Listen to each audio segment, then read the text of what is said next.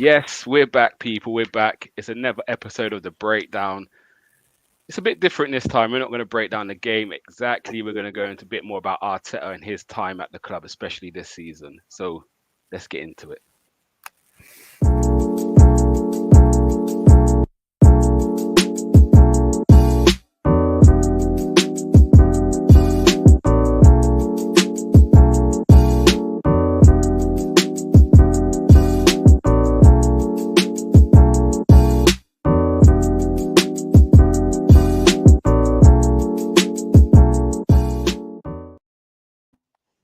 Yes, people. Yes, people. It's me. It's Gumsa. We're back. I've got my usual co-host George in the building. What are you saying, bro? Nothing, man. I'm good, man. I like that. I like the little with Coach Gumsa, boy. Coach Yeah. Gumsa. The most important thing about that video is he took Bellerin out at the start. First thing had Bellerin. Once I clocked it, I said, "No, that needs editing. I can't have Bellerin in my video now." So I got my birthday brother ESR in there, 28th of July. So I'm happy now, boy. I hear that. Good. And then we've got our guy Marvin back in the building. How you keeping, bro? I'm good. I'm better this time that I'm coming on because last time that hefty defeat. That's why George is smiling as well because Arsenal doing all right now. That smile wasn't there last time I was on it. And this is what we brought you back in today because it's a different kind of feeling at the moment. So again, you came on way back at the start of the season when we beat Chelsea, when we got beat by Chelsea. We were all quite hot and passionate, and yeah, it's been a big turnaround since then. So quickly give your thoughts on kind of what you're thinking at the moment. Obviously, since that game, we've kind of hit a good run. A couple of ups and downs during that period, but the last 10 we've been pretty solid. So what's your thoughts kind of going into this at the moment, going into Liverpool on Wednesday? Yeah, I think we're progressing really well. I think Arteta's done a really good job. I think we'll touch on some of the stuff that he's had to deal with throughout the season. The transfers that Arsenal have made. And I think, kind of the fans have been, I think they've been on his side from the start. Like I said, the results weren't great at the start, but I think in the main, the fans have been on his side. And I think that helps with the kind of progression that the club have made. But no, I'm in a good place with it now. I'm like Jordan, I'm smiling. I'm in a good place. It's going forward and it's going well.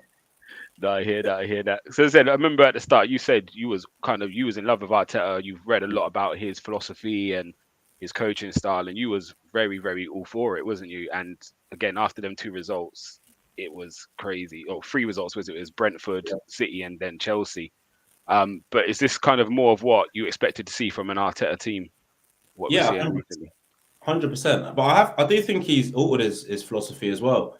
I think if you look at the way he wanted us to play at the start to now, I think we probably go forward a little bit more and a little bit quicker than he probably went to them because we don't have the players to play the way that he wants to play. Obviously, he was a coach at Manchester City. You're dealing with some of the best players in the world. And if we're honest, at Arsenal, we're probably just beneath that kind of elite level. We're trying to get back there. I think when you look at his signings, that they're players that are kind of at a level where you think they're young. They have cost a lot of money, like Ben White, Ramsdale, for example. But you look at them in isolation, you think they're okay players. But he's building a good team, and I think his philosophy, as I said, he's adjusted it, which all good coaches and managers do. There's no point asking players to do the same thing over and over again, and they're failing. So, massive credit to him, but also massive credit to the club in terms of what they're doing in terms of transfer policy, bringing in young players, and it's starting to bear fruit now. And it won't only be for 1 or 2 seasons; it will be long term because looking at a lot of players at under the age of 25, 26. Yeah, for real. Just kind of coming to you now, George. There was a period where Arsenal fans were calling for Arteta's head. How important do you reckon it was that the board actually backed him? And we're quite vocal in saying we're backing him. This is not a short-term process; it's a long-term process. He's the man for the job. How important do you think that was in terms of for Arteta to keep going with what he believed in? Again, getting rid of some of the older players, the more experience, and relying on the youth, and also for the players, obviously you've played at a level. How important is it for you to know that the manager's getting backed? Because again, we've seen it in other clubs where the players have all the power and they just down tools. But I think the statement from the board saying, "No, we're believing in Arteta," it kind of, what do you reckon it signifies to the players? Is it kind of get on board or get out? Do you know what? You answered in a funny way. You answered the question yourself. The question was so in depth that you actually answered it yourself. Obviously, the board created no jeopardy. between like Arteta, whether he's in or out. We kind of knew he's not going anywhere. Like, I hold my hands up at one point. I'm saying, no, I can't do it. This guy's got to go. This guy's got to go. But you have no choice but to get on board and but to back him.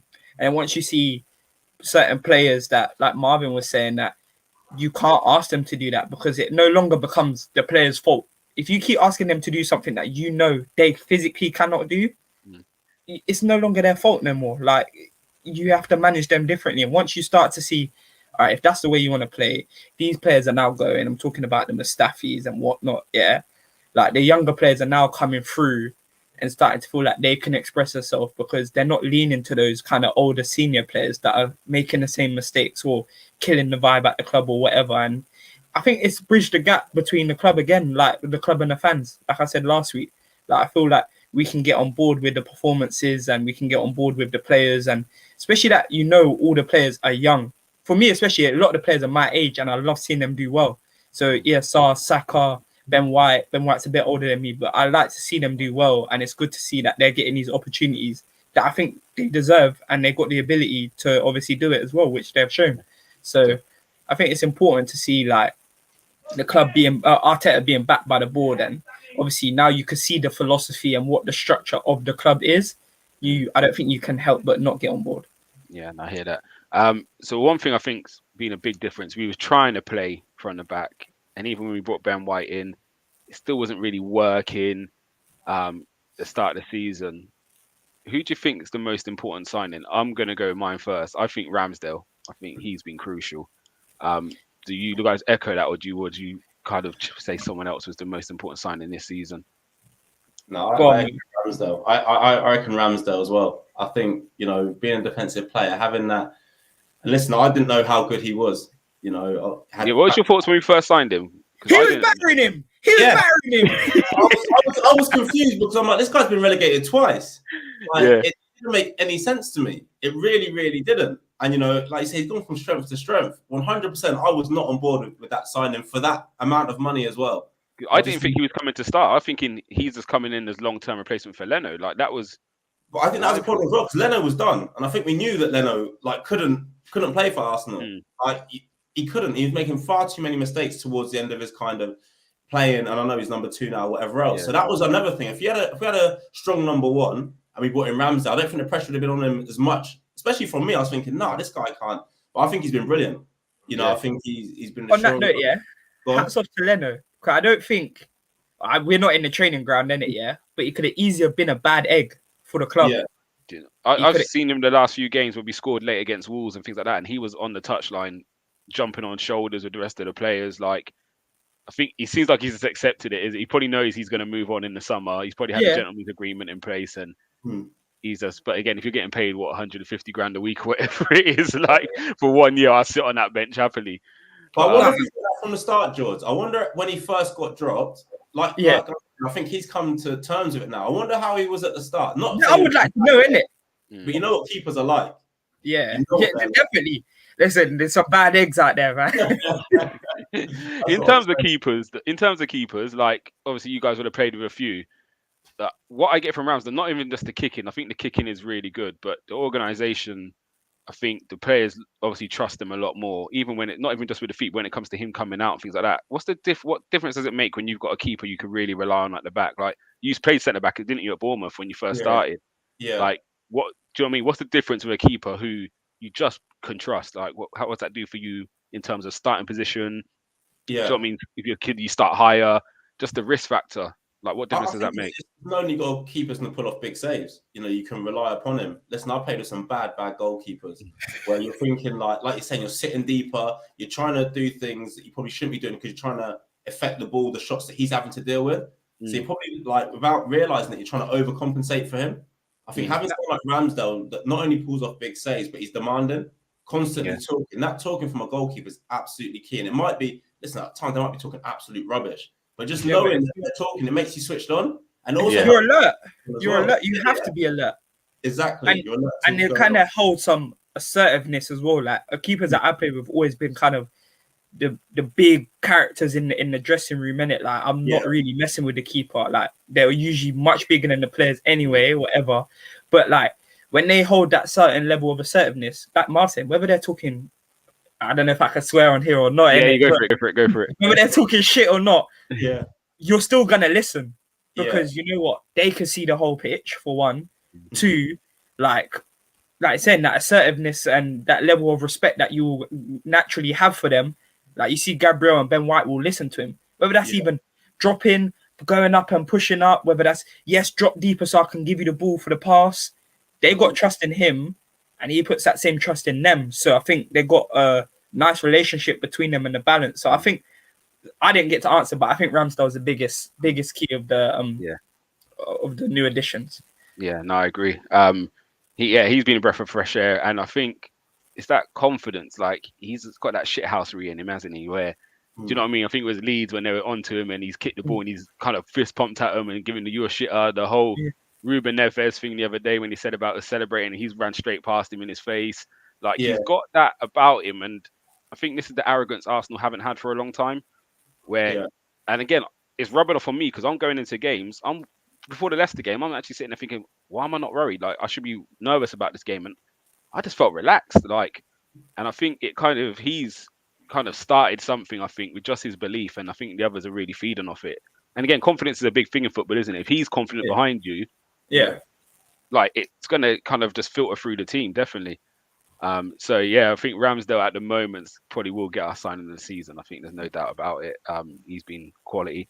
What about the other signings? Tomiyasu was another late one who came in. Obviously, we was very vocal about Ben White, and I will let you apologise for that, Marvin, in a minute. Don't even start because when we play Liverpool and he's getting torn up, I'm coming back. I'm coming back. Listen, the only thing I said about let's go to Ben White right now. We'll get Ben White first.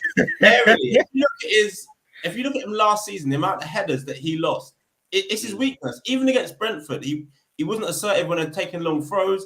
He's making like the other centre half go across to was his side from long throw ons to try and win the ball. What's that saying to the strikers and to everyone else around you? Yeah, now, play on him. You realise he's got to defend now. Listen, I have to go up and win.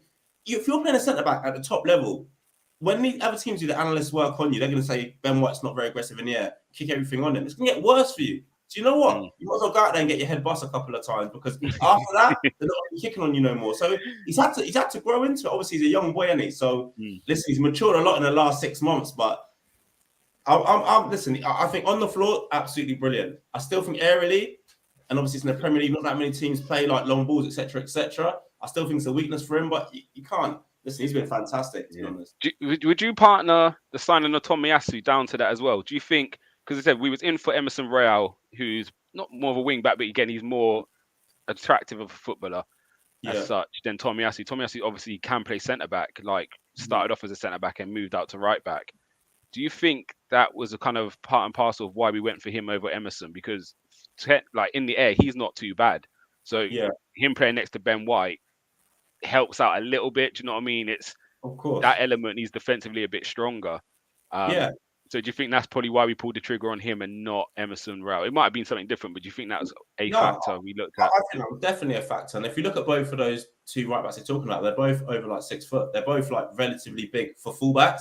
We had Bellerin before who wasn't big at all. So as you were saying, him next to Ben White, whose probably biggest weakness is him in the air, would have had team kicking down that side constantly. So I definitely think that was part of it. And also to say to Ben White, if you're not performing, this guy can actually play centre half.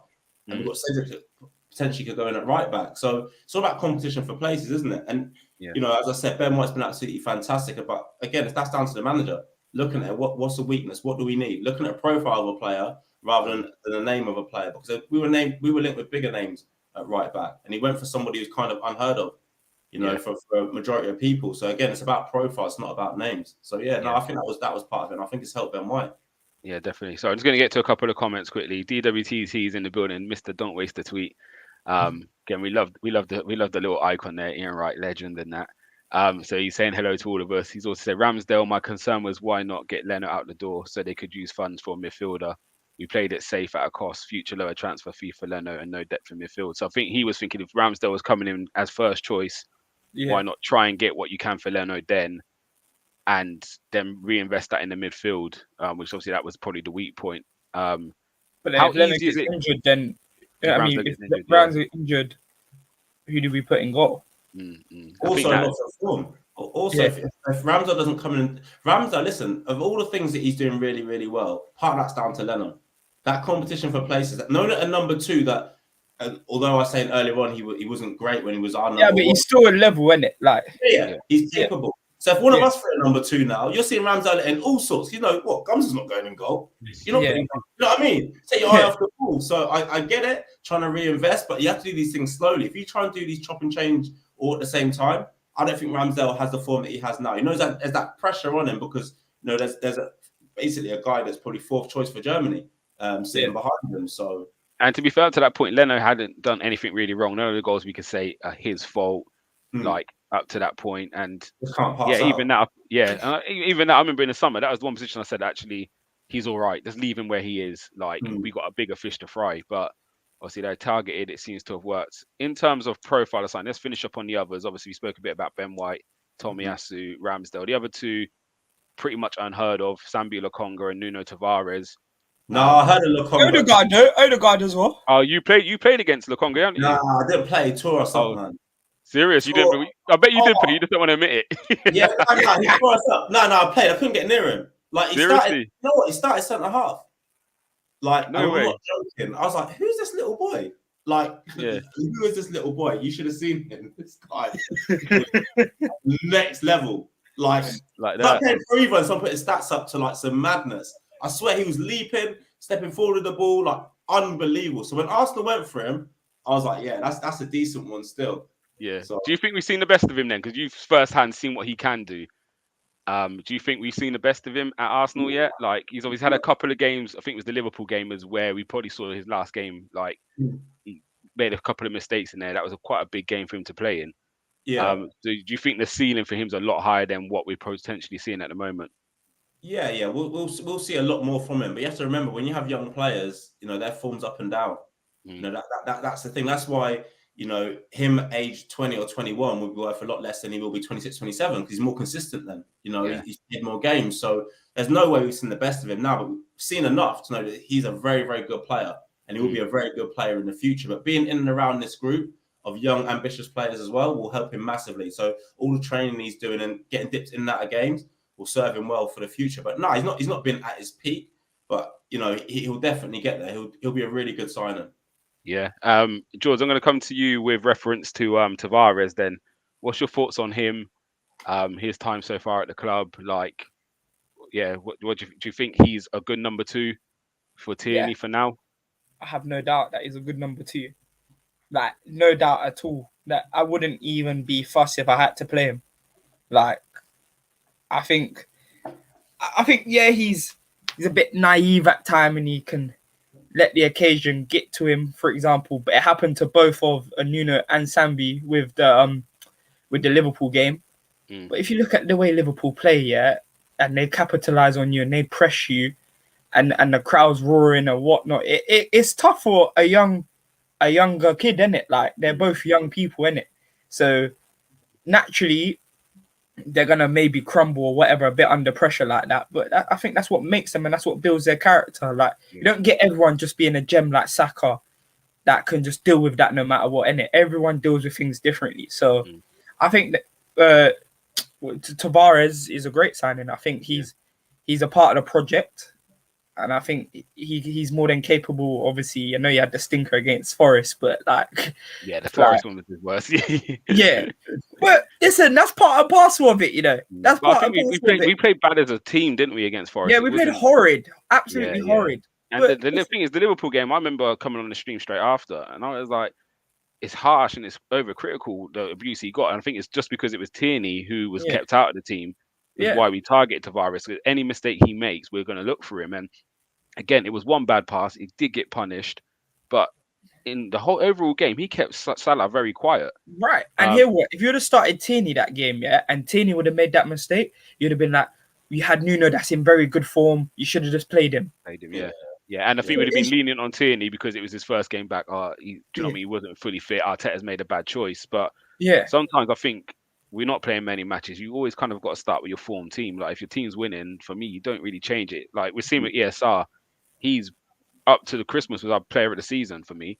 And Yeah. he now can't get his starting position back. He's come off the bench and scoring goals off the bench, but he can't get a start because we're playing so well without him at the moment. So, yeah, sometimes I wasn't mad at Tavares starting that Liverpool game. I think he deserved to start it. It was just, again, as a defender, you make the mistake, you could get punished, whereas a striker can that level. misplace a pass or not control the ball, and it's got so many banks to get through before they score, you Yeah. almost get forgotten about. So, yeah, so in terms of signings, we're all pretty happy with what he signed, isn't it? Like, it seems like he's got 5 for the future, and 5 have settled him really well to life at Arsenal. So, in terms of that, do you think Arteta's kind of got it right, or do you think he still missed the trick with the midfielder? Go on, George. I don't think he's missed the trick. I think he needs to get one more. Yeah. I think Odegaard, has been different level. Oh, we didn't talk about Odegaard, did we? I just said that to you. We'll come back to him. We'll give him his own segment because he's been sweet the last few weeks, guys. Yeah. Odegaard, has been a different level at it, yeah. But now the way we're playing as a team, and I think we're playing with we're playing with Partey as the sitter, as the pivot, and we're playing with the 2 up. You need something more than Xhaka in it. Like, we all know that. Let me bring this up then for you because where is it? I think it's this one. Wait, sorry, taking me a second. Yes, this one here, because you've seen it before, George. We showed it last week.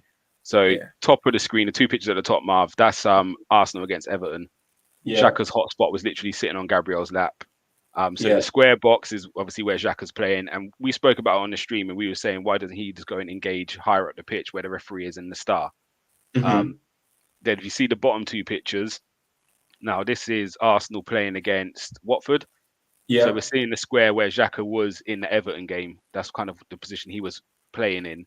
If you now see the star, he's now playing in that area where we've started it against Everton.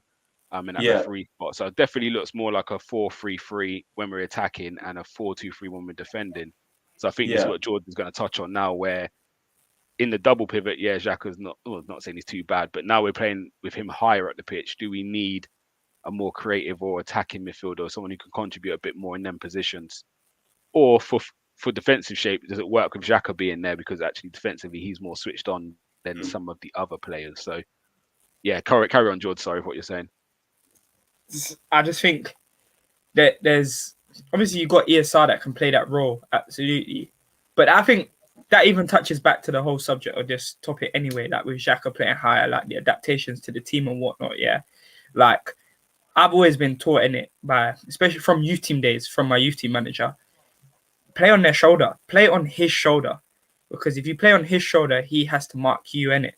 Like, rather than, if you keep coming here, you're kind of marking your own space. Whereas if you play on his shoulder, he's constantly scanning, he's constantly checking where you are. If he engages and goes with a press, you pull off on either side and you make an angle, and now he's left his space in it. So it makes it difficult for them. So I think now we need someone with a bit more quality, because we see when it goes into Xhaka sometimes, he's still not overly confident on that ball in it. Like he's not really, like, I watched it on Sunday yesterday. He was our outlet sometimes, and there was sometimes I watched him make an overlap, and he's so slow he had to make the underlap. I definitely think with it. I think with the games in front of him and the balls at his feet, he's fine, and he can pick passes, he can break lines. But I think the issue, what we're seeing with him now, is when it's got to be quicker on the edge of the box, and you now got to play off one touch. That's where he kind of comes unstuck. We've seen it on the right, Odegaard and Saka at the moment with Cedric. And even Lacazette getting involved. It's just touch, and move, and it's quick. But on that side, when it comes into him, it's kind of 1-2. Let me just go back out to Tierney rather than the kind of neat intricate. So, do you feel that's where upgrades needed in the summer, Marvin? Would you be looking for someone a bit more creative in that position? And kind of give me 2 players who you think would be a good signers for Arsenal in that position. My only problem in terms of replacing him is that it can't be another young player. So if you look at our team the other day, obviously had Cedric at right back, but wouldn't normally play. So you got him and Partey and Lacazette at this moment in time, players who are probably over the age of 28 plus. Only those 2. The rest of you're surrounded with kids. So for all the faults that he has, and listen, I'm on his case as well. I think the experience that he brings, especially to that position, is absolutely massive. I think Yes, you can get somebody else in who's going to be more creative, etc., etc. And then we'll be speaking next season like, wow, look at the gap that this guy's leaving because he's not coming back. Sometimes young players are too green. So I think having another young player in there, especially in the way we're playing at this moment in time, It's too expensive. You take him out and bring in someone else who's more creative, say it's Smith Rowe, someone like that. I think you see a massive difference when we don't have the ball. And that's what I was going to touch upon as well. I think we need another midfielder that's more industrious, meaning like still more robust. Like, I'm not saying like go and get the most creative player because you have got Odegaard now that can do that. You've got ESR that can do that. So I don't think that's what you necessarily need. But I think you need to have someone that is like the balance between you need a midfield general in it. Like you you say with someone like a Wijnaldum now, not maybe as old as him, but who can kind of do both sides. He's going to cost what, 50 million, 70 million? He's not going to get much. He's only got 1 year left on his contract, so he's probably going to be in the 30s now. You reckon Arsenal get him for 30 million? Yeah, he's got 1 year left in the summer, isn't he? So, and he's already said he's not signing a new contract, so he's going to be cut. They'd rather keep him. They'd rather keep him. I don't know. If you get into he's a difference between them, say, getting into Europe or not, potentially, in terms of how good he is. That's worth more than 30 million to you. Yeah, even if you can sneak like a top 4 finish with him. Do you know what I mean? Yeah. It has to make, especially to sell him to someone in this league. If you're going to a Spanish team or Italian team, you might get him at a cut price. But to Arsenal, who they probably see as their rivals in terms of what they're trying to achieve next season. You know, it's I don't know. He's a player to me, but I think he's going to cost big money. So are you thinking Tielemans? Because I like Neves, but I see him more of a double pivot, even in them attacking areas. He does score, but I don't see him engaging in them areas like that. So yeah, I'm kind of stuck on where I think we can go shopping. And again, I think looking at the pro for Arsenal sign, where you're talking at the moment, everyone we signed in the summer was under 24. So that's how we're going to follow that. We have to be there because, as I said, we don't have that elite money anymore. We don't have the Manchester City money. We don't have the Liverpool pool, the Man United money. We're no longer that. So we have to take these younger players now and try and build a team. So you're looking at special individuals. This is why I talk about profiles sometimes, and that's what we are doing when we're signing. We're signing. Do you think that could be? Do you think that role could be for Lokonga? Yeah, I think so. I think that's a natural progression. I think having someone in the building now who's seeing what Zach is doing and saying, listen, you've got more legs than him, but he does this better than you. Seeing that and watching that and training with that day in, day out, you'll see maybe in the next 6 to 18 months, he can go into that position, age 22, 23, and take over, naturally take over, because you're already in the building. So you go and sign, say, Tielemans, who's 2 years older than him, then he's looking at it, look, why you brought me here then? Why am I here? That's just to be very, very careful what we sign in that position. And that's why I think sometimes it's better the devil you know. So just to let you know, guys know out there, I know there's loads of comments coming in. We will get to them. Also, if you don't know, Marvin's assistant manager of Livingston up in Scotland. So any questions you kind of want to fire about what may happen in the change room, because we all have conversations about things like Nicolas Pepe and what he's going through, not starting, and the reasons why and things like that. So he's someone who's got a bit more know-how than the rest of us. So yeah, any questions you kind of want to ask about how Arteta deals with things, or what's it like managing players, or being in that situation where a player's not playing and you've got to keep him happy, but you ain't got minutes for him because who you dropping? Feel free to fire in your own questions, and then we will come to that a bit later. But yeah, we'll go back to, obviously we spoke about the signings. Let's finish off because we didn't touch on Odegaard. So what was your first thoughts on him? Because again, I'll be honest, I was heavy for James Maddison. I think Odegaard had a good 6 months with us, but it didn't do enough for me in that time to make me think he's the one we need to get. There was meltdown when we didn't get Buendia and he went to Villa, and it was like, how did we lose out on him? Obviously, then we got linked with Maddison. A lot of fans were like, we're never getting him. It sounded like we was really in the hunt, but it never happened. And we ended up with Odegaard for 35 mil, which now looking back at that is cheap as hell. What's your thoughts on him? And what was your thoughts at first when we got him? And kind of what's your thoughts now? And a lot of people talking as a future Arsenal captain. Do you see that in him? I was excited when we signed him. Like you said, he's somebody who's in the building and looking at things from probably like a coaching point of view rather than just a fan point of view. When you got someone in the building, you know what they're like and them fitting in. And George will tell you the biggest thing is, or the worst thing is, have someone in the dressing room who's an absolute dick. There's nothing worse at a team. So you always take that risk when you sign someone because you can do all the background checks, all that you want, and that player comes in, they're an absolute nightmare. So for me, Odegaard's came in on loan, and they know what he's like, they know how he works, they know he fits into the philosophy that the club are trying to achieve. So for me, that had to be the signing. Yet I don't know James Maddison personally. You know, looks a wonderful footballer, but again, you're taking a risk because you've not had him in your dressing room. He might be a fantastic character, but why take that risk? And like you said, at 35 million, like for me, it's a no-brainer. And he was a wonder kid as well. Like it's not like people were so impatient with him because so much money was paid for him at so young. They were looking at it should have been a finished article. He won't be the finished article for another 6 years. Do you know what I mean? But nobody wanted that patience with him because he has been at Real Madrid and they paid this money for him and he was playing at 17 years of age, blah, blah, blah. For me, it's an unbelievable signing and someone, again, who fits into the mold what Arsenal are trying to do. Yeah. Well, about you, George? It's a results now business, isn't it? That's what, like, you've now got your manager head on now, though. Like, or assistant manager head where you're thinking, all right, cool, like, no one else cares about that. No one else cares about him being a dick on the training ground or whatever. We will because it's our personal experiences or whatever. But they're thinking, if he scores you 20 goals, are you going to care if he's a dick or whatever? But really and truly, you might have the rest of the team upset and you might be leaking goals or whatever like that. So they don't look at it like that. And that's the thing. It is a results-based business, but they affect results. Those sorts of characters affect results. And I don't want to fucking play with him. I don't want to pass to him or whatever. Like, or a manager. If you're a manager and someone's constantly doing something, undermining you, and like we'll probably touch on it later, that's it. You have to cut it out. Yeah. I like that topic. We're gonna head into that. Let me get to some comments quickly because they're flying in.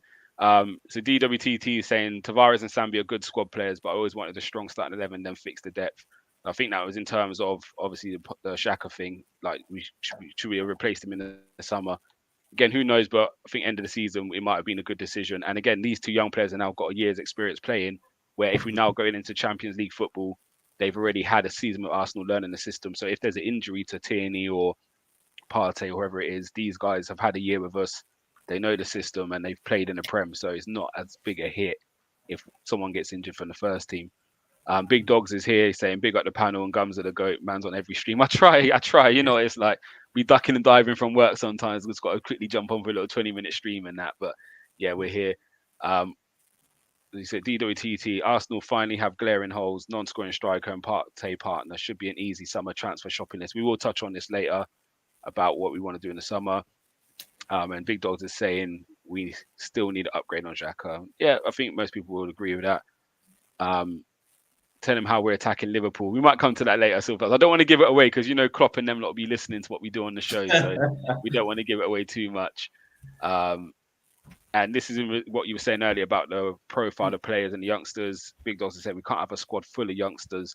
That's just too risky. We need experience in attack, defense, and midfield, which we have. But that's one of the main concerns for our transfer policy. We could touch on that a bit later because I think the striker thing is going to be interesting. Arsenal spent more than City spending the most in Europe with no plan, no direction, no style or philosophy. Oh, someone's not happy with Arteta. I'm going to let you take that, Marv. Obviously, we spent the most this summer, but in previous years, we haven't spent the most, or nowhere near the most. So that kind of like, don't look at it in isolation. Have you got to look at the bigger picture? I don't understand how there can be no direction. I really, really don't, because you're looking at what we're signing. I've already said it. We're signing young players that can come in and play now and that will grow together as a team. You know, you look at the kind of Man United when they had that crop of young players coming through when Beckham. I'm not comparing these boys to them because they're a lot older, but that crop that came through together, that bond that they have sets a culture throughout a whole football club. So these young players you have now who are hard working, who are clearly in it together, whatever you add to this, you have to fall in line. And it's one of the things that the All Blacks say, fit in or fuck off. That's the mentality now that Arsenal Football Club will have. When you've got these players in there now, someone comes within that dressing room and doesn't want to pull their weight and doesn't want to work hard like everybody else, they'll be ostracized very, very quickly. And to have that at a football club and to get that in place is very, very difficult. You can see the direction we're heading in. We're going down the younger players, as I said, that are just maybe beneath that elite. We have to shop in a different market. We can't look at the same. We can't look at Jack Grealish, for example, Man City got. So yeah, we might have spent more money as a whole, but over the last few years, no chance. Look at the money City have spent. No, I hear that. And I think you've touched upon it really well. And again, the philosophy is the big thing. So on that, let's talk about January. obviously the big thing was Aubameyang. Obviously, got taken out of the team when who knows what really happened. I think we'll find out when we watch Amazon Prime. But the talk was he left. He was given leave. Like they said, he can go back to France to see his mum, who at the time was ill. A picture then surfaced of him getting a tattoo in Spain. Not too sure if it's an old picture or what it was, but that came up, and then he came back late. So generally, was it the tattoo? Who knows? But for whatever reason, from that moment, a guy who wasn't really performing on the pitch anyway, who is the captain of the club, Arteta, said he's coming out of the team. Didn't see him again. What statement do you reckon that sends out? Have you been in a situation in your playing career where someone who is, do you know what I mean? He was a fan favourite. He's the captain of the club. He obviously was liked by the players. Have you been in a situation where managers had to be harsh with someone like that in the dressing room? And what does it send to the rest of the team? Yeah, go on, George. It's bottle played with it. Played with international. Yeah. Obviously, at the level I was playing at, to be an international, you had to be very good. Yeah. And he was a bad egg at the time. Love him to bits, yeah, but he's a bad egg, isn't it? Yeah. But Gaffer knew most highest wages, yeah, most ceiling in the club, yeah, or the highest ceiling in the club, let's say, because of potential and whatnot, and they wanted money for him. So instead of actually now saying, you know what, you've been shit, you've been late, you've been taking the piss, you stormed off in training, you've done all of these things, yeah, you still play him, you lose respect, you lose the dressing room, you can instantly lose that dressing room, because as a man, what, you think he could talk to you like that and you could talk to me like this? You lose your bottle, and once you lose your bottle, it's quick. And I was a young kid at the time, so obviously I'm still trying to find my way. But it's still, if I see a next man speak to you like that, you try to speak to me like that, nah, nah. The respect goes. Because you're not bullying me, and not because I'm this kind of person, but he just spoke to you like that, and you try to speak. So you have to set foundations as a gaffer. You need to build the level of, you're not friends, I'm your manager. You listen to what I say. And you start, obviously, it's good to have players that are opinionated and can add their input, and the gaffer can kind of work with people's ideas. But you can't have it like his way. No. Respect. There's a level of respect, isn't it? Because then he'll get players on his side now. And I think he had obviously worked hard to try and weed out a lot of that, because and from the talk, obviously Ozil and him butted heads, or for whatever reason, he had Guendouzi who he butted heads with. So there was a lot, and obviously Ozil came with the Socrates, the Mustafis, and all that kind of crew. He managed to get all that out. So then Aubameyang not towing the line, and as you said, we've got a young, impressionable squad.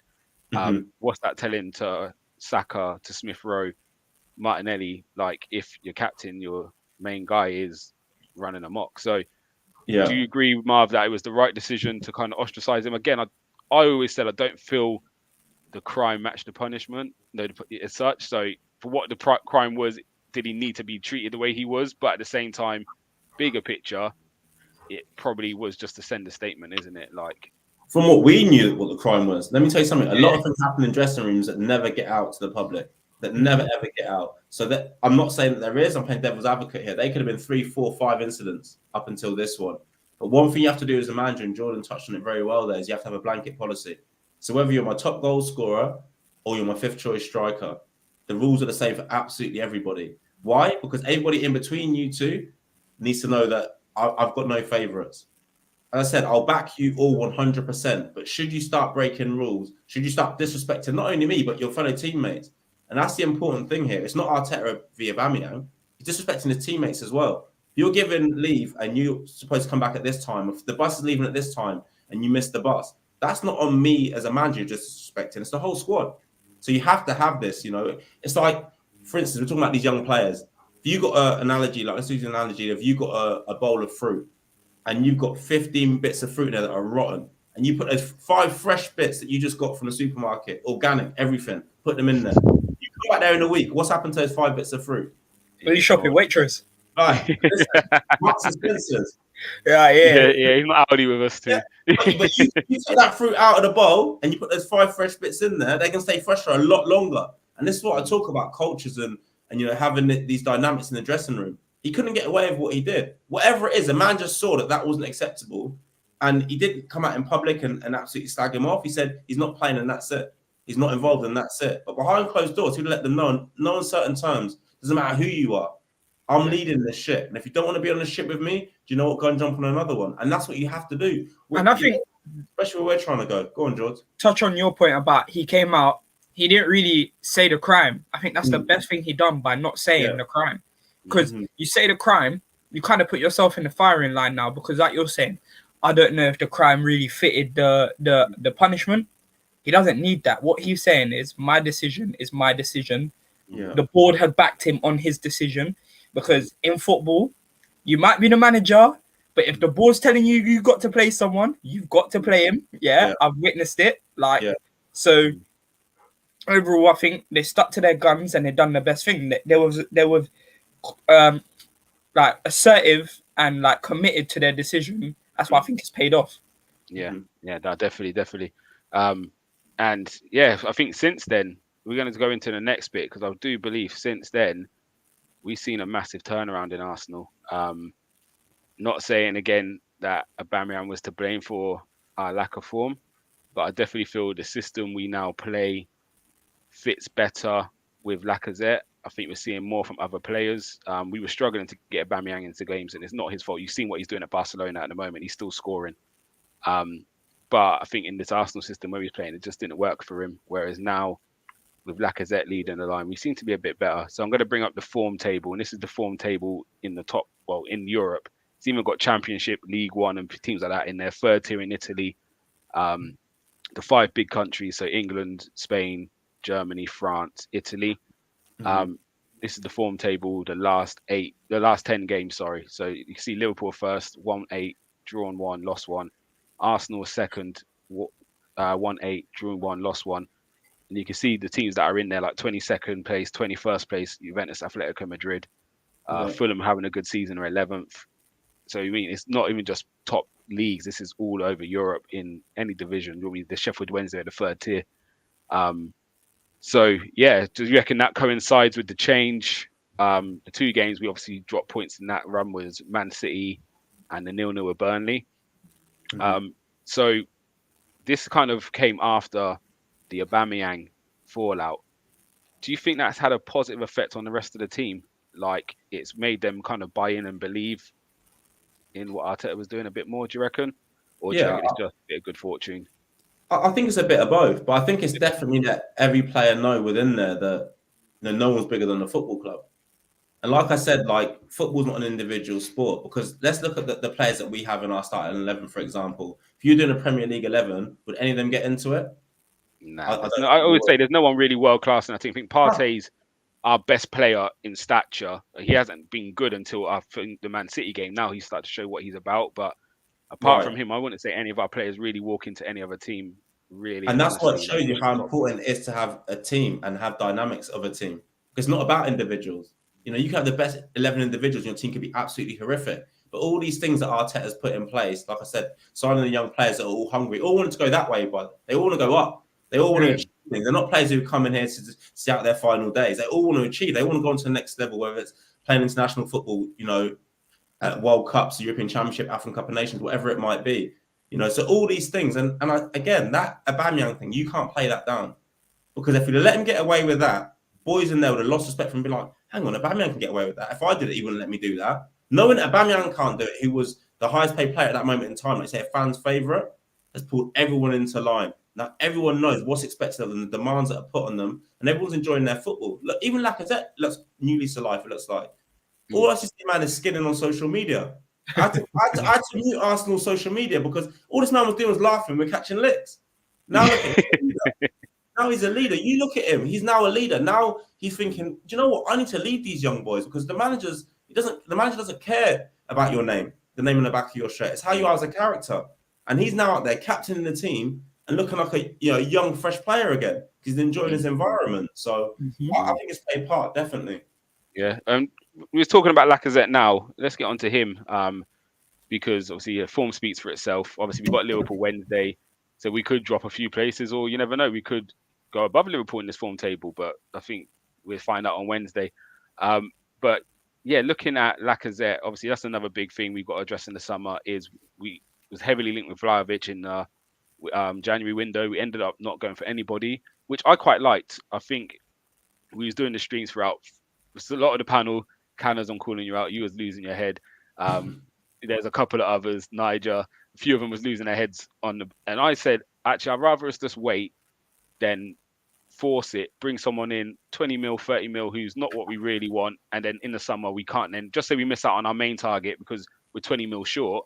We're then looking at Lucas Perez when we signed him for 10 mil. We're looking at people like him, where you're thinking, I just spent 10 mil on this guy who's nowhere near good enough. I want him out, but I now can't go and get the targets I really want. So in the summer, obviously there's a big decision to be made. I think Arteta's come out and said they're not talking about contracts to the end of the season.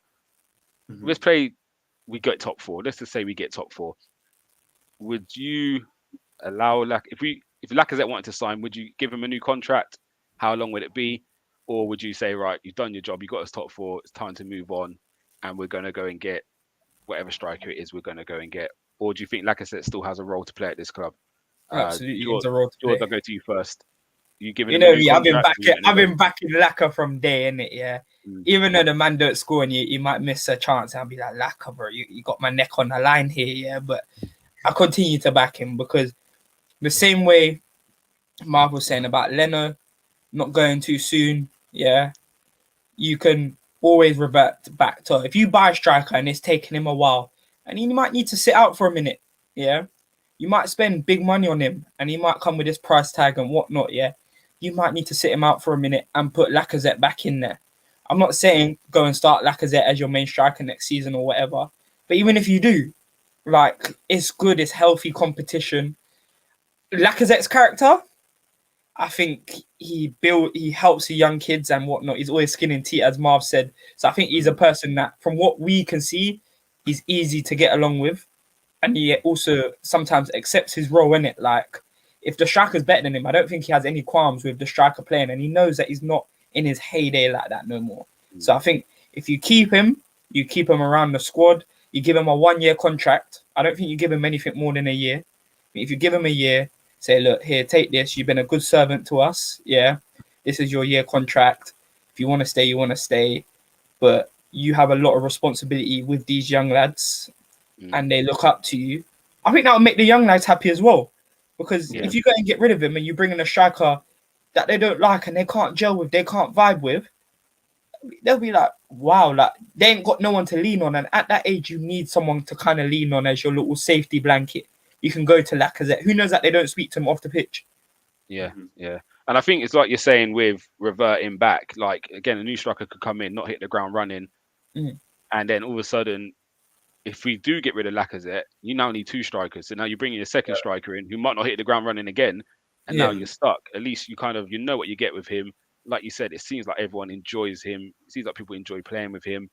I do think he's got a massive role. He is the captain at the moment. And not saying I was right, but I was calling for Lacazette as captain from when before Aubameyang took it. It was Lacazette or Guendouzi for me. I just think he brings the energy. Do you know what I mean? You look to the left and you see him rolling up his sleeves and fighting the way he does. Like, I think Arteta made a comment where he said, 75th minute, I've got my striker in left back, winning the ball back, and do you know what I mean? Putting it on the line. So again, it's them people you can believe in and trust in. Do you know what I mean? You know what you're going to get from him through 90 minutes, even if he's not scoring. First thing you're going to get from him is hard work. Do you know what I mean? And he's going to put everything on the line. So Marv, what about you? Would you be offering him a 1 year, like George said, a 1 year of an option, or straight 2 years? Whatever. Obviously, he's never cutting wages, but 100% keeping him at the football club. So if that's a 1 year, or like you're saying, or it's a 1 year option if he makes a certain amount of appearances. I think keeping him at the club is so important. We keep talking about young players. Like George said, he might be that guy in training. He might, you can watch and learn from these players. At the end of the day, the man's had a fantastic career. Is he the player that he was 5 years ago? No, he's not. But all the other things, like talking about mentality, talking about cultures, he's now fitting into that 100, and he's leading it. He's the captain. So I think having him at that football club, and he can still do your turn on the pitch. I think most definitely, if we start to try and run before we can walk, things will go very, very badly. This transfer window is so vital for Arsenal.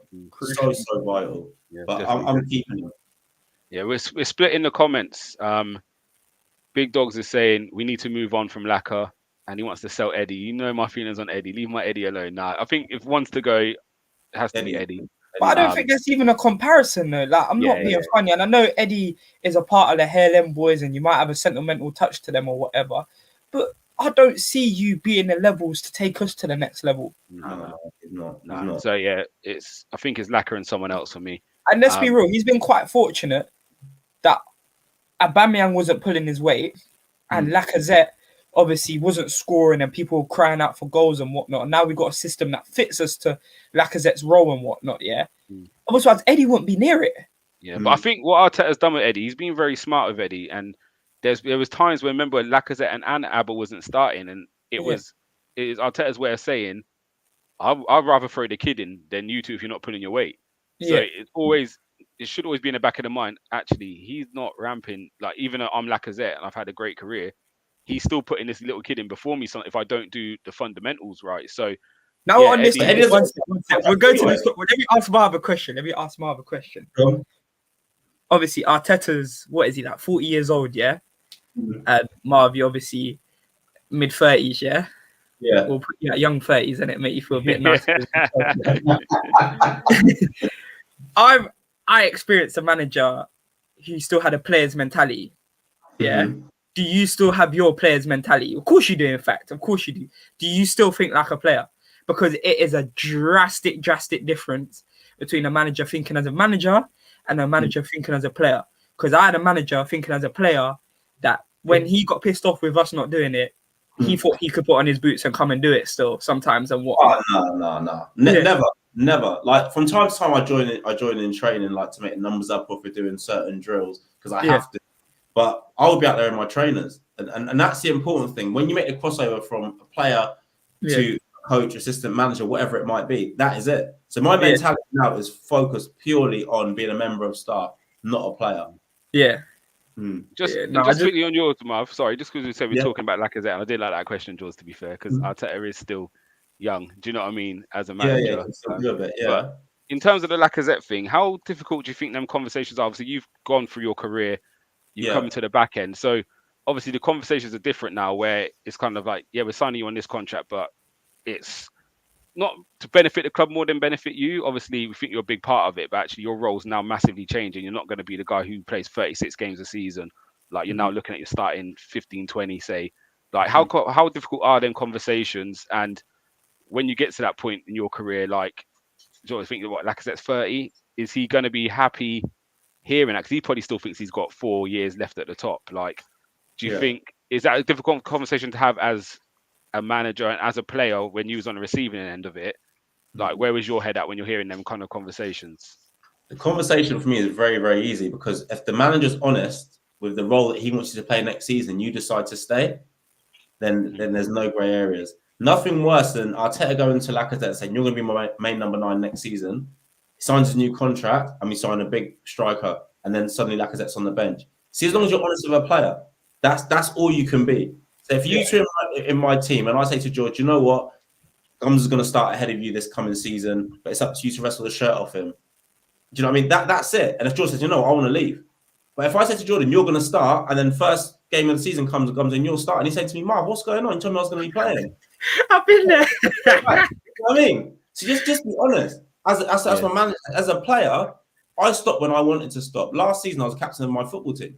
Do you know what I mean? I was the captain. I could have played on this season, but I knew I wasn't able to affect things the same way as I did the previous season. So in the back of my head, I had planned to say, listen, I'll stop when I'm ready to stop, not when someone tells me you're not good enough to play. Yeah. Do you know what I mean? So that's easier. But like I said, he's 30 years of age. At 30, no one's telling me I'm not playing week in, week out. Yeah, I'm playing 32. I'm playing. That's it. Build a team around me. That was my mentality. And I think you'll have that same mentality. But if Arteta pulls and says, listen, I'm bringing in, say, Ivan Toney. I'm bringing in Toney or Ollie Watkins. They're a different profile to you. They play a slightly different way, but it's a flip of a coin who's going to play. Then it's up to him. Do you know what I mean? Yeah. But honestly, it's a key thing in that. No, I hear that. So the last bit of content we want to get to, and then obviously if anyone's got any other questions they want to throw in, because time is getting on. We're going to move on to this slide here. Give me a second when it loads. Can you see it fully, or is it screened? Oh, I think I was doing. I don't know how I've managed to do that. Sorry, bear with me. Let me stop sharing it and do it again. Before you do that, all I'm saying, the Yeah. strikers that I want to see at this football club next season, I was about to ask you that. Tony, Ollie Watkins, or Dennis from Watford. And don't at me in no comments. They're the That's three. what you're going for. One of them three. Can I ask you why? I'm not atting you. I'm not trying to be controversial. I'm just asking Yeah, you why. I want to know. Three players who are 26 and under who are used to playing in the Premier League. Yeah. Like, Tony's got 11 goals in the Premier League this season. You know, Watkins is a handful. And for me, Dennis is something that we don't have. He's a different profile to Lacazette. So it's not like for like. And he's used to playing in this league. Nothing worse. What we're shopping for, what we're trying to get, I don't think there's many better players out there for us. Because the bigger ones don't want to come to us. The bigger boys from abroad, if you're coming, some of them might even go Tottenham over us at this moment in time. Yeah. You know what I mean? And let's be real, they're not witnessing the rebuild firsthand. Like they're not in the country, innit? So they're not. Yeah. You know what it's like. We're not watching and clubs like that, innit? Like where in Germany people will be like, oh, they might be flying or whatever. Or, like so, they're not witnessing it. They don't have that same kind of like eye for it how we do because we're here. Yeah. So I get that. Who would you go for, George? You know what? Yeah. I did say Ivan Toney not long ago. I'm not just saying. I did say, like, listen, he's very different. Like, it's a long time since I've seen a big brute up front in it, and he is a brute. Like, he's like an old-fashioned number 9. He's like that. You could do, and he don't really work when there's chances. You know, like he puts that in the back of the net, like, and he's mobile enough, Yeah. But I'll be honest with you, I haven't really thought about strikers. Like, I'm not saying we don't need one, but I've just not. Like put my transfer window head on and been thinking like what's out there and whatnot. So I don't really know. I wouldn't just go for anyone. It will be a decision that I'm sitting down and weighing up all kind of pros and cons and everything like that. I hear that. I'm going to give you mine just because, do you know what? For the whole time, I've been going for Calvert-Lewin. You know what? In fact, sorry, I do want Isak at the club, boy. I like Isak as well. But for me, my first signing, it'd be Calvert-Lewin if I keep Lacazette. Or he would be the main one. Sorry? His body's broken. That's the only reason I've gone off him now. But I just want something a bit different physically, like because we play the good stuff. You know, when it's just getting sticky and we just need we do get the ball wide well and it gets crosses in, there's no one in there to challenge. But now I've turned my attention to Broja, the one from Chelsea who's at Southampton. Yeah. That's now who I'm looking at. If I keep Lacazette, because again, I think he's someone who comes in and knows I'm not starting straight away. Like I've got time on my side where I know I could take a year or 2 years to kind of nail down my position. Physically, he's very good. He's obviously been brought up in the Prem as such. So for me, he'd be the one I'll go for. Do you think what kind of striker you go for sets your expectations on where you want to finish in the season? Ooh. So if you go for Broja, where are you looking to finish? Expectations, isn't it? That if you lesson, go for Yao Felix, that now saying, we got to be top 3 now. If we get 4th this year, if we get Yao Felix, now we've got to be pushing and challenging a bit better, innit? Really and honestly, that's a big name if you get someone like him in. It changes the whole. Yeah, that's what I think. That's why you got to, before you just go and just buy anyone, you got to kind of weigh up like, all right, cool. We're not going to be title contenders next year, but like, when do you want to push for title contenders? Because these strikers that we're bringing, they're good, but how long are they good for? How long do you think they can get you to the next level? And step by step, listen, brick by brick, innit? Like we just got to take time. Got to take time with it. But when you do be proud to be here as well, George. It's got to be someone who's proud to be at Arsenal, not using it as a stepping stone. Not thinking, I'm going to Arsenal for 8 months, I'm good at 8 months, I can go to Man City. You bring in, the boys we're talking about, they're coming here and they're like, right, this is me. This is me. Because I'll be real. I haven't told you, if he comes Arsenal, you're hitting your ceiling, isn't it? That's what I'm saying. And you're giving everything for the cause. He's got, as I said, 11 goals at Brentford this season without being disrespectful to them. Yeah. And I think that's what you got with Ramsdale, innit? This was like the biggest thing for Ramsdale ever. It was never. And he shows it, man. He shows it. Yeah. All of them. White, Tierney, all of them boys who he's brought in. The defense, the whole back foot, and the goalkeeper. This is unbelievable for them. And that's what you need, man. You need players like that. Definitely. So yeah, just gonna get to this slide here. So what we're looking at is the form table on the left, the last 4 matches away, and then on the right hand side is the last 8 matches. So you can see we just focus on the right hand side, to be fair. Man City, Liverpool, Arsenal, the top 3 away from home, and I think it goes hand in hand with what we tried to do this season. We fixed the defense. That was the first thing we done. Fixed the defense. Obviously, the profile players we got in. Odegaard was the only real attacking player. Lokonga is yes midfielder, but very kind of switched on defensively. As you said, he played centre back when you played against him. Goalkeeper, centre back, right back. So you can see by that we're a lot harder to beat. Yes, there was a couple of big losses in there. So looking at the United 3-2, that hurt me. The Liverpool 4-0 was a beating. But apart from that, our away form's been pretty strong. So what I'm seeing now is... Man United game, sorry, just to cut you quickly, sorry. But you got to have an element of leeway and an element of listen. Yeah, 100%. They will be naive. Like, yeah, there's going to be games you're going to lose. Naivety, because you're going to Old Trafford, you're playing against Ronaldo. Like, let's be real now. You're playing against... He's not even Ronaldo of Ronaldo, but you're playing against the name. Yeah. Like, there will be a bit of naivety there. So you've got to... Yeah, it hurts and whatnot, and especially the manner that we lost. We lost to a penalty. Like... And Fred Masterclass. Yeah,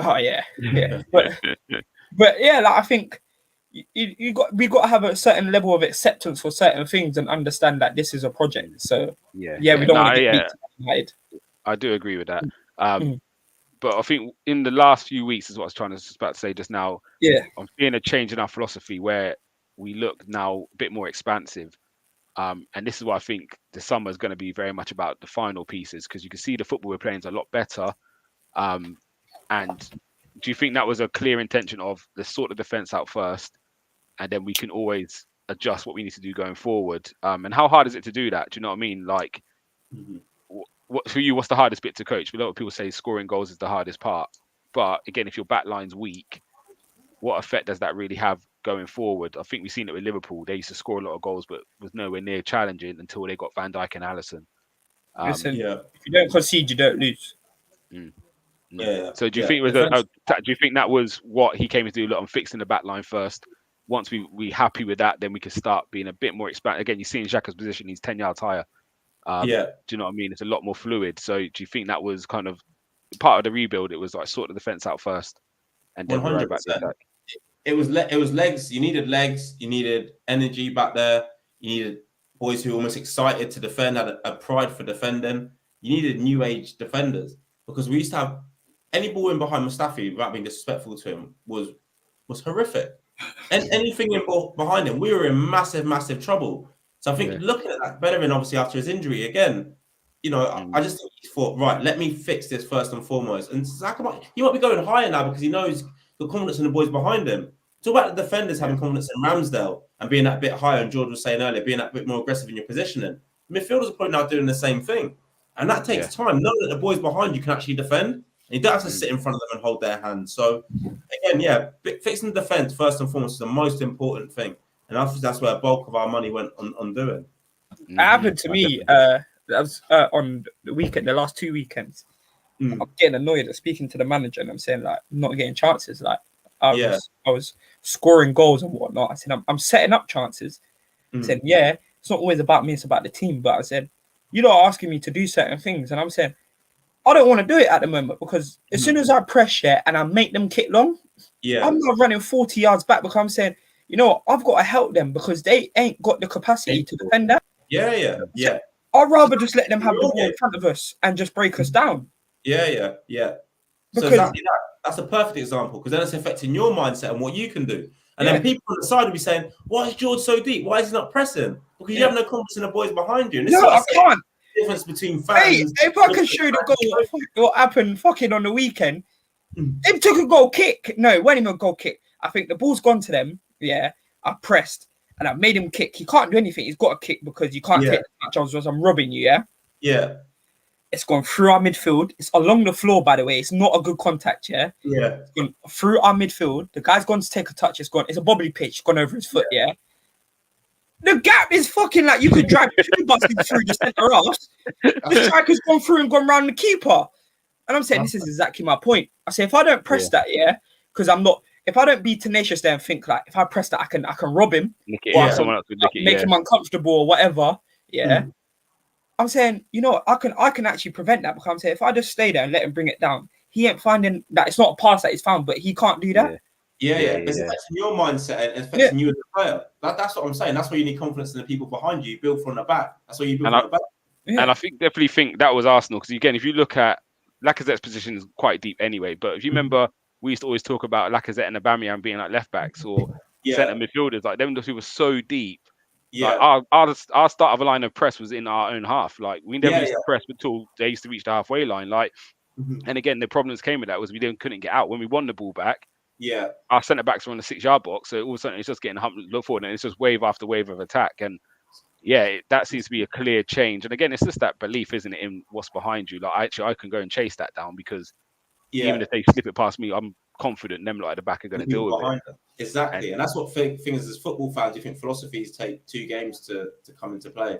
So we lose to Brentford or we lose a game earlier on in the season. Like, this is not working. Philosophy, it takes time. Football takes time. You need transfer windows in the top level. So you can only sign players between 2 windows. So you need time to get your ideas across. And that, like you said, the board backed him and they were braver there, and now you're reaping the rewards. And there will be another blip, because he's a young boy. These are young boys, but listen, when it clicks and give them another 2 years together, and add a bit of like spice into it as well as we go along, the team will be very, very good and challenging. Again, I believe that. I hear that. Well, we're going to get to a few more comments before we wrap up. So DWTT saying, I've always posed the questions, why can't Arsenal just stay local Premier League for their transfer business this summer? Might cost more, but don't have to wait to see the results. White versus Odegaard. So yeah, he's saying about, again, just bringing in players that have played in the Prem, know the Prem, and can hit the ground running. And again, it does come with the English tax sometimes, because when you look at Lukonga or Guendouzi, them lot cost under 7 mil. Martinelli 6-7 million. Do you know what I mean? Could you imagine trying to prize like a right winger from another Premiership club, like, or just we've been linked with that Ramsey at Aston Villa. He's now costing big money. Yeah. You think Solanke got sold by Liverpool for 20-something million? Like, it's a lot different in price tag, but but I do agree we do sometimes need to shop local, and that's why I think someone like a Tillemans will be perfect for that midfield role. Big Dogs is saying, what about Basuma? I've gone off him a little bit, just because I feel I want someone who's a bit more creative than him. But again, him coming in, if Partey's ever not there, he slots in perfectly for that. So there is a place for him, because I think if you're playing a Liverpool or City, you think, actually, I don't want that more creative midfielder and I want Partey and Basuma. Come and break us down. That's difficult to break down. So you're talking about 60 million for a man who might come in and play the whole game. We don't have that money. We don't have that elite cash no more. Nah, you're right. Oh man, you see 12 million in the bank and you're like, what? So wait. Marv, who do you go for in that midfield role, or do you not get anyone? I don't think you get anyone. I genuinely don't think you get anyone. I don't, unless you can get. The only thing that I might do, and it sounds mad, I might go for somebody who could potentially come in and give us a year's worth of good football. So an older player. Yeah. And you can come in and maybe start 20 to 25 games. So is that your Wijnaldum then? But I think maybe he's going to want more than that, though, in terms of his playing. So you have to be very careful that you can't sign young players and then block their route. Yeah. Do you know what I mean? Be careful with that. So bringing in someone, if you're 22 and you're sitting in there, Jaws, and I bring in someone who's 25, 26, you're thinking, hang on, this guy's going to play for the next 4 or 5 years. If I bring in someone who's 32 maybe, you're thinking, right, a year's time, and I'm going to buy him anyway. And that player, when you give a 2-year deal, first year, you might play 20, 25 games. Second year, you're just here to boost the squad, and then that's it. So I think you have to be very clever with that. Yeah. I hear you. So yeah, just quick back to this one. Big Dog saying Marvin, a pro assistant manager, agrees with me on Ollie Watkins. No one else agrees with me before. Watkins is quality and would be great for us. I'd love it if we got him.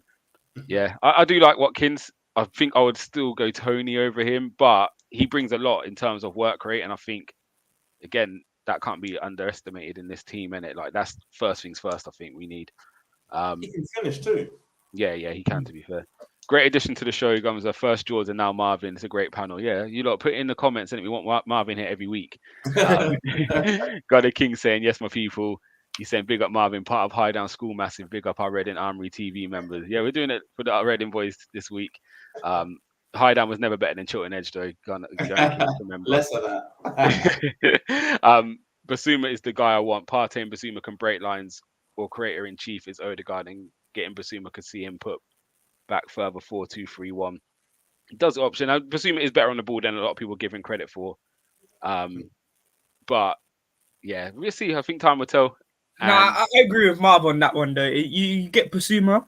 I think he's quite young, to be fair. I don't think he's actually that old. What is he, like 24? Yeah, 20. Basuma's like 24. Smith Rowe as well, who needs to come. I know he comes into more attacking. Yeah.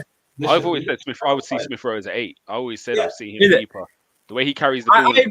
I agree, but it's just that But then again, you leave that for Lokonga. That's what I'm saying. I'm just throwing questions out there, innit? I'm saying. Do you know, the only reason I go against Smith Rowe playing deeper is because I got onto Aaron Ramsey when we had him so much about his defensive style. Like, he used to drive me insane because he was very good at going forward, but he used to leave so much holes.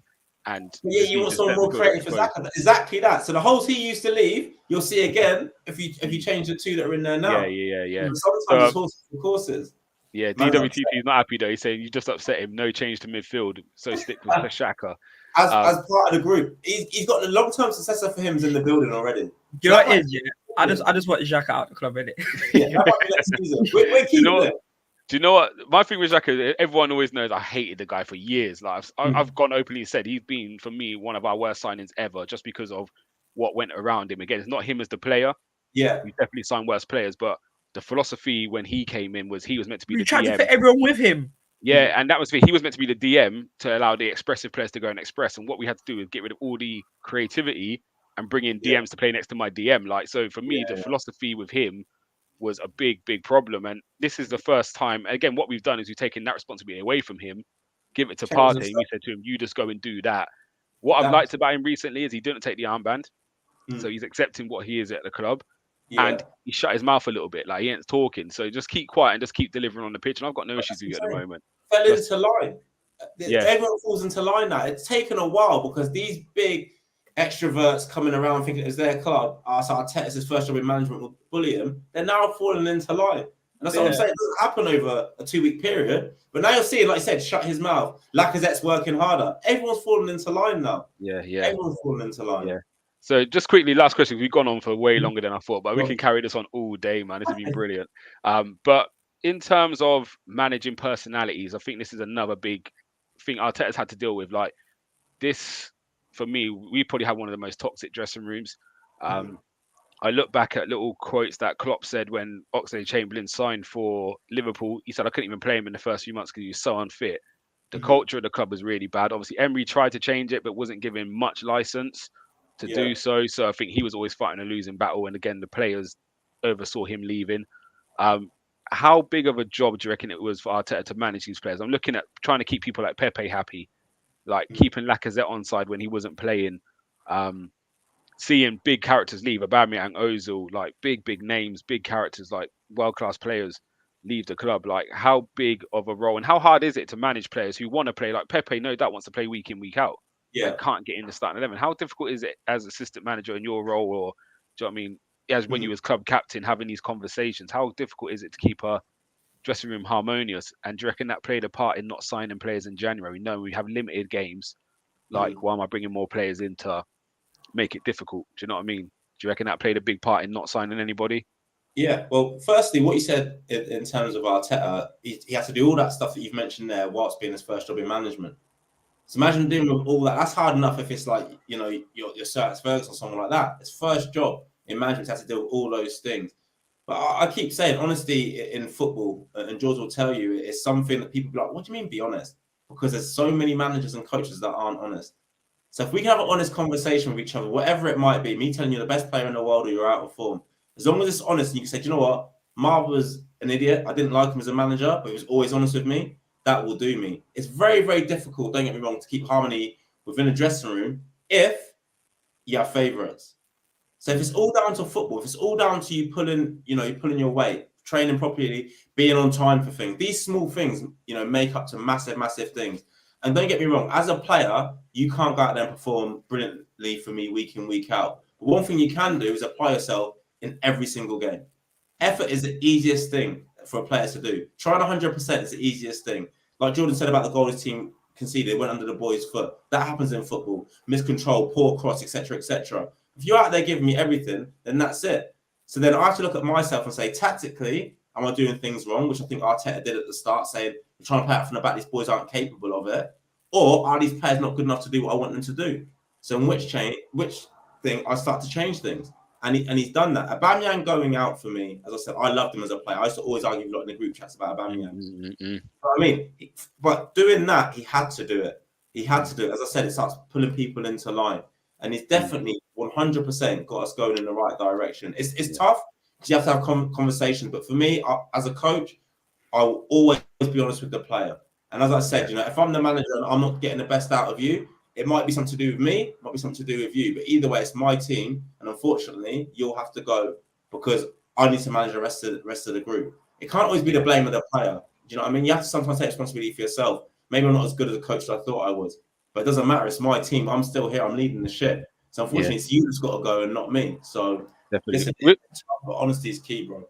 With that, I think DWTT saying with the Xhaka thing, he pushed him up the field to make it work. But for Abba and Pepe, he didn't cater to the player. Do you think that's the case? That you put Abba out wide, you put him in the 9. Abba was gone, and Pepe's got to perform. When you get your chance, you have to perform. It's that simple. I'll be real. You came on against Wolves and you done your thing, yeah. But here, what? Sometimes that's not enough to drop Saka. No, it's not. You can't drop Saka. Yeah, you're dropping Martinelli. It's be patient. You have to be patient. Horses for courses. We need. What you'll see is with football team, you take one player out and say Pepe's actually better than him as an individual player. It doesn't mean that the team's going to perform better. Sometimes it undoes the dynamics and does the balance of things. And Pepe will get his chance. And do you know what? If he doesn't want to be patient enough to sit at Arsenal, and again playing devil's advocate, then he has to leave the football club. Bringing somebody else that want to be part of the group. And that's how you have to manage things. You can't say, because he's got this massive price tag or he's on X for wages. It doesn't matter. These boys are playing and they've got the shirt and they'll respect you more for that. And in the long run, so will Pepe, because he knows if he goes in and he plays well and you bring in another bigger player than him, he's not coming straight out of the team. So everyone knows if I work well and work hard when I'm in the team, I'll keep my shirt. Yeah. And I think you've seen that on the left-hand side. Do you know what I mean? It was ESR's all season. He got injured, I think it was. Martinelli come in. And again, ESR, bless him, he can't get a break. You know what I mean? When he finally got back in, he then was ill. And my thing with Pepe is, like, a lot of people have been calling for Pepe. And I'm saying that little cameo against Wolves was great. And I'm great he came on and did that. But that's still not enough for me. I've seen him too long in this Arsenal team not delivering what Saka's been delivering. Like, that's expected of you. You come on a sub, you meant to impact things. That is what's expected of you. Not to solve, not to walk around. Because you know what? Next week you won't be in the squad. So you do impact it. As George said, you do impact it, but you're not getting the start in place. When it does come, again, you impact things again. That's how football works. Yeah, it's horrible when you, as a player, you feel hard done by, and you feel like, nah, fuck this, man. I should be starting now. Like taking a piss. I came on, I scored, got an assist, and whatnot. And that's what I'm saying. That's why I asked Marv, do you think like a player or do you think like a coach now? Because as a player, Marv might have thought, nah, fuck that. You got to start me now, man. You're taking the piss. Like, I've come on. We ain't conceded. I'm talking for his position. We've not conceded a goal. We're getting beat 2-0. We ain't conceded a goal since I came on. We push higher up the pitch, a shut up shop and whatnot, But it's a difficult one, isn't it? Because you always, as a player, believe that you should be playing, and and that's the reality of it. So, but you just have to be patient. And what I wanted to say quickly was Arteta sending that message not just to the players. It was a bold statement to the board. So I think he even said, "Back me, or you let this club deteriorate." It's only going in one direction. I think Emery was the short term, weren't he? Emery was the short term. Like, we've got good players here. We bring a new manager in, he'll be able to turn it around. And I think once Emery couldn't, and you've seen Emery's record, like, he's won it all. Once he couldn't do it, it's like, actually, it's not the manager's the problem now. It's actually the players. And actually, we've got to now, do you know what I mean? Almost clear it out and start it again. And we're starting to see that. Gunnar King saying he's responding to DWTT's question about moving Xhaka up and not kind of bringing not changing the philosophy for Pepe and Laka. He says because the competition in Pepe's position isn't the same as it is Xhaka's. He hates to admit it, but we look worse without Xhaka in it, and that's true. Saka's playing the role that Arteta wants him to play, and we're thriving. So why am I adjusting it for Pepe? We could do all that, and it might weaken the team or weaken the performance. And I agree with that. Exactly that. As good as Pepe might be going forward, he might say a 20-minute burst against Wolves, absolutely fantastic. But if you actually study Arsenal when he's playing, there might be a weak link down that side in terms of defending. We might not be able to press the same. more than what we see. I never knew there were so many scouting sites as I do now. The amount of football I watch is unbelievable. Like, I've got 2 TVs in my living room to be watching games, and I have my laptop. The amount of detail that goes into things is crazy. And it's not just about what you do attacking, because let me tell you something, right? Let me give you 30 seconds. If I'm playing against Arsenal, let me give you the close-up. Hold on. Take it away. if I'm playing against Arsenal, and I'm looking at how my team can get out against, say, Pepe, and he's playing right midfield for Arsenal, and I notice his press is always lethargic. He goes and presses the left side of centre half. So if we bop it into the centre midfielder, hold the midfielder, and go out to the left back, we will get out every time. This is just an example. We will exploit that. In training, we'll work on it. The analysts will know this is how we're going to get out. And Pepe then starts to adjust his position, thinking, oh, I'm not going to go and press this guy. Left side of centre half starts stepping in with it. So those small margins that you watch, and as I say to you, we're playing Hearts at the weekend, for example. I've watched 7 games at Hearts. 7 games. And I can show you full, straight through. 90 minutes full. And I can show you, one day I'll do it, the before and after of how I knew how we get out against Hearts last time in the Cup. Because you notice these things and then work on it in training. I can clip these things up. What the games I've watched, how I knew we were going to get out, how we did it in training, how we did it in a match. That's where football's gone now. I used to think, just go, best team wins. There's so much more to it, man. And that's what Arteta's probably seen. Pepe doesn't do something correctly in our press. So it might not be when we have the ball, it's when we haven't got the ball. And these small margins in top flight football make a huge difference. Oh, it's the difference between 1.3 points and no points. Exactly. And keeping your job. Yeah. Right. Because that's what people don't realize is, listen, the manager is there to keep his job as much as the players are there to keep their starting position. Exactly. And quite often, players oversee the manager. Yeah. 100%. All right, so just going into the last thing quickly. Obviously, we read these out. DWTT agrees Xhaka's best option, but he feels we can do better. Partey deserves a better partner. And Gunnar King's in agreement. We could do it better, but to compare the change for Xhaka compared to Pepe isn't comparable as it appears on the service. Yeah, and again, we look at it sometimes from a fan point of view, just a simple, we like him, he should be playing, but we're not looking at the rest of it. Obviously, these guys will have analytics like you wouldn't believe. How out they run, how much they sprint, when they're in the red zone, how long they could sprint for. Do you know what I mean? It's the little things, isn't it? The little details. What do you reckon? Just quickly before I bring it to the last thing, what do you reckon of Pepe being a 9? Because I hear that a lot, and I'm dead against it. Like, I know. I'll be real with you. I'm not hearing that. I don't know where this all's coming from. What do you reckon? I don't know where this actually came from. Like, it might prove me wrong. I think it's so much about people not liking Lacazette and not understanding what his role is within the team and how he makes the rest of the squad better. People then think Pepe, because he's a better finisher, would be a better 9 than Lacazette. So, what's your thoughts on? People are now saying someone you paid X amount of money for who's meant to be a winger now saying let's put him in the number 9. If he was that good as a winger and they think he should be starting, there's no other argument. You play him there, he should be playing right wing for us. He should be playing right wing. To try and push him into a centre forward role for me is absolute madness because he's a better finisher. What about all the rest? Yeah. What about everything else to get that? What you think he can lead your line? That's what I mean. Take them kicks from the centre backs. Like, he don't even like kicks from the left back. So that's what I'm saying. There's no way in hell he's back to a centre half. See, I was playing the I'd have rasped him when that ball came in. No chance. No, he can't be. You can't be playing the centre forward for us. I'm sorry. Yeah, I like him. I'm sorry. All right, just quickly, George, with that line about managers and players keeping a job, wake up and choose extreme facts. So yeah, he's in agreement with you there. As a whole, I agree with the situations are different, but Pepe finishing just seems to be getting wasted. Arsenal need goals late, and in the past, Pepe wasn't the first option. But like you said, late, bring him off the bench, 20 minutes, he could do the job. But for the 80, 70 minutes, like, I just don't see enough from him. But again, you never know. Hopefully, he can get it right. It goes back to Mar's point, though. Like, it could be off the ball or whatever. Yeah. Imagine if he's not tracking that runner for 70 minutes now. Arsenal are getting absolutely annihilated down that side. Yeah. The game can be done before.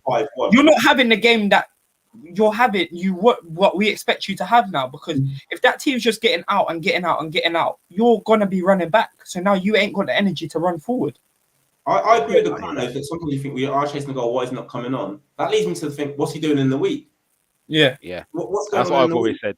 That's what I've always said. If you're trusting Nketiah to come on before him, he's obviously not doing something right. You're making a point again. It might be as strong as a Bamiyang point. You're making a point again. I'm putting this boy on before you, even though you're coming out and doing okay in spells on the pitch. You're not working hard enough in the week. Like these things. I think if you heard Arteta's comments a few weeks ago, he mentioned Pepe seems happier in training. He's working harder. He's doing the things what we want to see. So it's no surprise to me now. He's the first one coming on.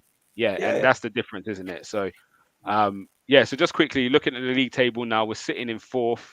Obviously, we've got games in hand on the teams below us. How high do you think we could finish? Chelsea are scraping wins, but they're not looking as great as we expected. What's your expectations for the rest of the season now? We've got, 12 games to go. Do you think, is it just a top 4 thing? Do you think we could push on, really rival Chelsea? Or in this position now, would you accept 5th or 6th? Nah, again, hear what? Start of the season, expectation was top 6. Yeah. But now where we're sitting, would you just, do you know what I mean? Is that now it's got to be a 4th or nothing? It's the 4th, and just win the games that you should win. Just win the games that you should win. I'm not saying go into Liverpool and be half-hearted or whatever in it, yeah. But manage your expectations, but just win the games that you should win. So the Tottenhams and Man United, yeah, there'll be difficult games, but you've got to push to win them, yeah. Liverpool's, obviously, we ain't got to play Man City again, fortunately, but like Liverpool, is everyone going into there super confident? Not really, but cool. But if you just win the games that you win, you should be all right. You should be fine. Like, you can't... Chelsea, there's still a big gap. But you could bridge that gap and whatnot. Obviously, we've got games in hand. Got 2 games in hand. And we got to play them as well. We've got to play them. But it's not a case of, let's push for Chelsea. Let's do this shit. It's brick by brick, game by game. You take each game by each game. That's personally how I would do it and how I would feel confident on getting Arsenal to a top 4 finish or a top 3 finish. Because overall, what's the difference between top 4 and top 3? There's no difference. There's no difference, to be fair. And again, what my thing is with that is does it lead you into a false sense of security? I saw Man United finish 2nd last year, and I said from the end of the season, you're not the 2nd best team in the league, and you're going to come unstuck. They signed massive players as well, Sancho, Varane, Ronaldo. You should be challenging, but you could see it in there. They got there by default. Liverpool had injuries and dropped off. Chelsea obviously had Lampard for half a season, so wasn't in the greatest position. But United weren't the 2nd best team in the league. And you now see it. Their football hasn't changed. They've been dire for the last 2 years, but they were picking up wins last year. Whereas this year they've come unstuck with that. So, I do think what I'm enjoying more actually than the actual results sometimes is our performances. We're really controlling games now. Like before we would win games, but Brighton were having 20 shots against us. Where now, like Leicester, apart from that one header, it's a comfortable performance. Wolves, I mean, it's been quite, even when we was losing to Wolves 1-0, I was confident thinking we're going to win this game. Like we're dominating. So, our performances are getting better every week. But for you, Marv, where do you think we're ending up this year? Would you take 5th or 6th?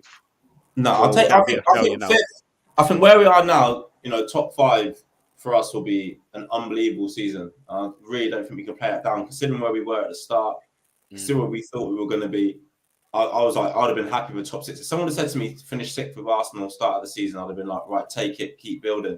The position we're in now, I think it will be, if we can stay top 4, I think that'd be a fantastic season. That's me being greedy. I think we look beyond 5th now. I think we're looking up. We can win one of those games in hand, and that would, still leave us with 2 in hand on United.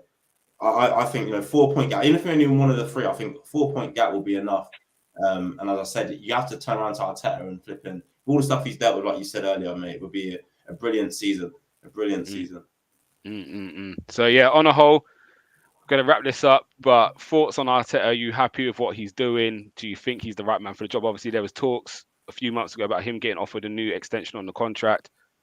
Where are you sitting with that? Is that something you bite your hand off now? You bite it. Like, if he's willing to accept, you take it, or would you kind of let him see out what he's? Just let him keep going for the next 2 years as such. So, what's your thoughts on Arteta overall? And is he? Do you know what I mean? Are you back in love with him like you was before? Yeah, I think what Arteta's doing is been fantastic. I think not only what we're seeing on the pitch, I think a manager and someone I've read about to change their philosophy the way that he has, and he definitely has, because we're playing slightly differently. He's adapting to the players. As Jordan said, it's not about the manager, it's about everybody. So he's adapted for the players to get the best out of them. I think an extension to his contract will only help. So I think you've got young players in there who have signed up because he's the manager, as well as obviously being Arsenal Football Club. I think he's taken us in the right direction. So I think, giving him an extended contract, having another good window this summer, and it's thumbs up from me. What's he got 2 years left on his contract? I think he's got 2 after this year, or maybe. So how long do you give him, Marv? I think you give him another 2 on top. So I think in the summer it's 4 years. Because right, you're a young player, right? And I'm signing you in the summer, George. You're 22, and I say, right, George, sign a 5-year contract. And you sit there and you think, hang on, this guy's got 2 years left on his deal. Yeah, and it's not going to be you for the next 3 years potentially. Exactly, it might not be him, or another manager who like equally as much has got 3.5 years or 4 years left on his deal. You're thinking probably going to be a 4 out of 5, so it makes sense to go there. I think asking players to commit long term when you're not committed long term, you don't work. Yeah, no, I hear that. Sorry, 1 second, just lost what I was looking for. Yeah, no, so yeah, I agree. I think he's done the right things, and people say he's inexperienced. He doesn't know what he's talking about. He's getting a lot of things right, and I think just the last thing I want to say about he's got right is he's brought in a new set piece coach, and I don't know if you all saw the stat on Sunday. It was 150 corners, and again there was more corners after that, and we haven't conceded from one all season. So just these little things where the board are letting him bring in who he wants in behind the scenes.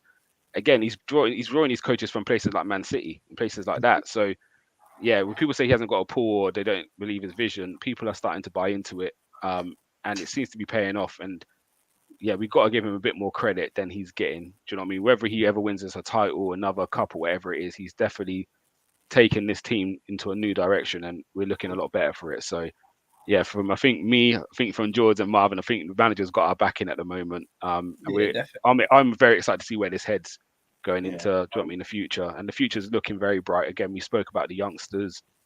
We've put out the youngest team on 16 different occasions this season, which is, do you know what I mean? That's unheard of, a team that's challenging where we are since, I think, United having them glory days with Beckhams and them lot. So yeah, we're definitely heading in the right direction. So we just got to keep continuing to believe. All I ask is no impulsive decisions that can leave us in the downfall. Like whether obviously summer coming up and whatnot, we got to think long term wise. And we think we saw that in the January. We didn't go and just panic by anybody. Remember when we bought like people like what's his name, Kellstrom. Yeah, like, there's a load. As I said, Lucas Perez. Flamini, bro. I remember when we brought back Flamini. Just them stop gaps in it, and again, they don't always work out. Long term doesn't make sense. Stick to the profiles that you want. If they're not available, wait for the next window. And even like Marv said about like people that come to the club and be happy to be at the club rather than just seeing out their days, picking up as much wedge as they can.